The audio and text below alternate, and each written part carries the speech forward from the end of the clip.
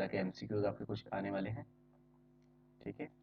कुछ एमसीक्यूज आप इस तरह के देख के जाएंगे, बेसिक के लिए एमसीक्यूज मैं आपको बता रहा हूँ, ठीक है।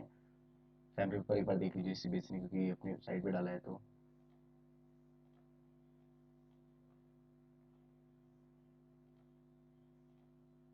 इस तरह के एमसीक्यूज एक बार क्रॉस चेक जरूर कर लेंगे आप, ठीक है। इसमें जो हम डिस्कस करेंगे ना, क्वेश्चन डिस्कस करेंगे, ठीक है। तो एमसीक्यूज हैं, एमसीक्यूज के लिए कुछ भी आ सकते हैं, जैसे इतना टफ भी नहीं, जैसे एरिया ऑफ सर्कल हमें दे रखा है, पाई स्क्वायर होता है, रेडियस पूछी हुई है, तो pi square is equals to आपको 154 रखना है। तो इसमें टाइम वेस्ट नहीं करते, इसमें आगे चलते हैं, है ना। यहाँ से असेशन रीजन आ रहे हैं हमारे। असेशन रीजन थोड़ा सा आपको परेशान कर सकते हैं, क्योंकि आपने इससे पहले असेशन रीजन किए नहीं है, बट फिर भी थोड़ा फोकस करिए इसमें। और क्वेश्चंस, ये वाले क्वेश्चंस बहुत ज़्यादा इजी, कंसिस्टेंट इनकंसिस्टेंट वाले, क्योंकि इसमें आपको केवल ये बताना होता है a1/a2 is equals to b1/b2 is equals to c1/c2 आ रहा है या नहीं आ रहा है। जैसे a1/a2 है but does not equals to b1/b2, क्योंकि माइनस में आएगा, है ना। तो इस कंडीशंस में आपको क्या ये हो जाएगा। आगे चलते हैं, नेक्स्ट पेज है। मैंने कंप्लीट एक्सप्लेनेशन ऑलरेडी एक्चुअली एक वीडियो बना ली थी, बट वो वीडियो बहुत क्लियर नहीं आ रही है, दैट्स व्हाई मैंने उसको हटा दिया। और यहाँ पे कर लेते हैं इस क्वेश्चन को। देखो जो हमने डिस्कस किया है एक बार उसको देख लेते हैं। देखो यहाँ पे जैसे इस तरह क्वेश्चन आ रहे हैं कि the length of the tangent of a from a point at a 5 centimetre distance.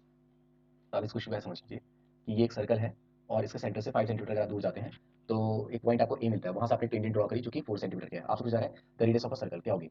सो ये एक हाइप हो गई, ठीक है बेटा। ये क्योंकि जब टेंजेंट सर्कल को टच करती है तो वहाँ पे राइट एंगल बनता है, 90 एंगल बनता है। तो राइट एंगल यहाँ पे बन रहा है, इसलिए क्या हो गया, बेस हो गया, ये इसका परपेंडिकुलर हो गया, ये इसकी हो गई हाइप।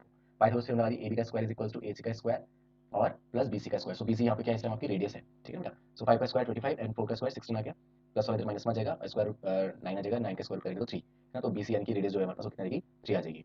अभी क्वेश्चन से ये है नेक्स्ट, इसमें देखो जैसे बोल रखा है कि अ cord of a circle of the radius 10 centimetre. तो एक सर्कल बनाया और सर्कल की ये जो कॉर्ड है ये होती है कॉर्ड, है ना। ये कॉर्ड है हमारे पास, ये जो लेंथ दिख रही है कॉर्ड लेंथ है वाली, कॉर्ड किसकी है, ये subtend the right angle, right angle यहाँ पे बन रहा है। और 10 सेंटीमीटर जो है ये 10 सेंटीमीटर की आपका कितना है, 10 सेंटीमीटर का है।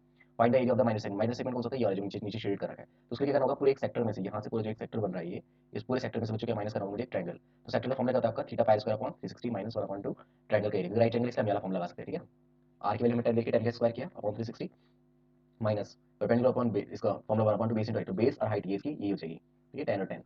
10 10 अगेन ट्रायंगल की एंड सॉल्व कर देंगे उसके बाद, और इसको सॉल्व करोगे तो आपको आंसर मिल जाएगा, है ना। फिर क्वेश्चन देखो, ये find the zero of the polynomials the relation between. कितना इजी क्वेश्चन है ये भी, क्यों, क्योंकि इसमें क्या होता है बच्चों, आपको रिलेशन निकालने के लिए alpha plus beta is equals to करना minus B upon A, and product of zero निकालने के लिए करना होता है alpha into beta is equals to C upon A, ठीक है। और पहले इसका क्या करना है, आपको फैक्टर करना है। फैक्टर करना बहुत आसान है, इस तरह क्वेश्चन आ रहे हैं। एक बैटर बॉल वाला क्वेश्चन आ रहा है, देखो जैसे 4 bat and 1 ball cost is this this, है ना। तो बैट को मान लो x, बॉल को मान लो y। सो बैट हो गया 4x plus y is equals to this, and 3 by letter 3 बैट, 3 बैट के 3x आ गया, एंड बॉल पे क्या आ गया 2y is equals to 1600, okay. फिर इसको सॉल्व करेंगे तो आपको आंसर मिल जाएगा। इतना टफ नहीं है क्वेश्चंस। ये मैंने परसों एक वीडियो में आपको कराया क्वेश्चंस, है ना, ट्रिग्नोमेट्री सॉल्व करवाई, तो उसमें फर्स्ट क्वेश्चन है, यह है 8.4 का आपका क्वेश्चन नंबर 5 का फर्स्ट पार्ट, है ना। उसको जब सॉल्व करें ना, और यार क्वेश्चन देखो कितना इजी है कि एक सर्कल है और उसके चारों तरफ एक कोऑर्डिनेटर है, उसको टच करता है चारों साइड से, ठीक है ना। तो आपको ये प्रूव करना है। तो मेरे बच्चे जब भी कोई सर्कल का एक पॉइंट से टेंजेंट डाली जाती है, तो टेंजेंट है क्योंकि यहाँ पे टच करिए, यहाँ पे टच करिए, तो AP बराबर AS के हो जाएगा, ऐसे BP बराबर BQ के हो जाएगा, ऐसे CQ बराबर CR के हो जाएगा, DR बराबर DS हो जाएगा। चार क्वेश्चन को प्लस कर देंगे तो आपको आंसर मिल जाएगा, है ना। तो बहुत ज़्यादा टफ नहीं है। तो उसके अलावा ये जो क्वेश्चन है, प्रोबेबिलिटी के क्वेश्चन आ रहे हैं आपके पास, है ना। प्रोबेबिलिटी क्वेश्चन एक बार देख लेंगे, ठीक है। तो प्रोबेबिलिटी क्वेश्चन भी आएंगे, क्योंकि प्रोबेबिलिटी क्वेश्चन से देखिए, ठीक है ना। अब ये देखो ट्रेन टाइम वाला क्वेश्चन मैंने कराया था। As speed is equal speed मान लो पहले यूनिफॉर्म स्पीड x है, speed equal distance upon time, तो टाइम बराबर होगा डिस्टेंस अपॉन स्पीड। पहले स्पीड x मान लो आप, फिर उसने कहा कि speed had been 5 kilometre per hour more, speed बढ़ा दी 5 किलोमीटर पर आवर, तो 360 अपॉन x प्लस 5 कर दिया। अब उसने कहा कि it would have taken 1 our less, अब 1 घंटा कम लगता है, तो t माइनस t डैश अगर हम करेंगे तो 1 आएगा। इसका एलसीएम लेना, इसके यहाँ आपस में इंटू कर देना, और सॉल्व करने के बाद आपको x की वैल्यू मिल जाएगी। इस तरह क्वेश्चन इसमें आ रहे हैं, कई बार क्वेश्चन को जरूर देख लेना, जाने से पहले क्वेश्चन जरूर सॉल्व करके जाएं। देखो कितना इजी क्वेश्चन है, सुबह स्वीप वाला क्वेश्चन कई बार आ गया, वॉल्यूम बेस्ड क्वेश्चन है ना। तो उसके बाद आपके पास आया था मीन निकालने के लिए, है ना। स्टैटिस्टिक्स जो देखे जाना, मीन मीडियन मॉड वगैरह, ये वो आपको निकालने के लिए जो देता है, ठीक है। मीन तो खास तौर पे आएंगे आपके पास, मैं भी देखा था कि स्टैंडर्ड क्वेश्चन पेपर में मीन है आपके पास, ठीक है। तो मीन देख लेना, मीन जरूर सॉल्व करें। केस बेस्ड स्टडी में आपको जो देखनी है वो 9 चैप्टर जो आपका, हाँ 9 चैप्टर जो है उससे ज़्यादा आपकी केस बेस्ड स्टडी बन रही है ना। बस ये केस बेस्ड स्टडी क्वेश्चन हो रहे हैं, ठीक है। केस बेस्ड स्टडी आपकी देख लेना, केस बेस्ड स्टडी, ठीक है। केस बेस्ड स्टडी अच्छे से तैयार कीजिए, wish you all the best, ठीक है, डू योर बेस्ट, ओके।